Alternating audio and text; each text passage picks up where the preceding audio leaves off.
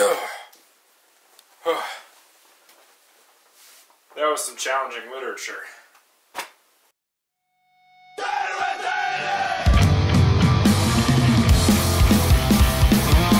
What's up, guys? It's me here, Afro Man, here today making another video for you guys because I know you love me so much. Earlier today I was sitting around and I was looking through my bookshelf and I happened to happen upon a few of my old notebooks from when I was smaller, when I was a little Afro Man. I was looking through some of these old notebooks and I was like, you know what? I was a really creative kid. I think I'll show some of this off to the internet. So what we have right here is apparently a journal, because it says right here, journal. Here we go. Here's an entry from Monday.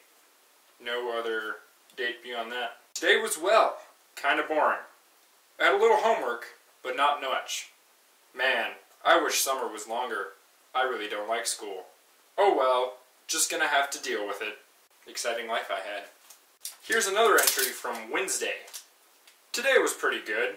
At lunch, I just hung out with Mark. Then something happened. Some girl just randomly came up to me and asked me my name. So I told her. Then she went and told her friends. My friend Mark was like, I think someone over there likes you. Who knows? Guess I'll have to find out tomorrow. I actually don't mind going to school tomorrow. Weird, huh? Here's an entry from Tuesday. Today wasn't boring or fun. School wasn't bad, but when I got home, my mom and my sister started arguing. That went on for a while. Then when we went to go get my brother, he and my mom started arguing. Oh well, glad it's over. Anyway, tomorrow we have chair tryouts in band. I'm not sure what that is, but oh well. Oh well was my favorite phrase, apparently. So here's a journal that has no title.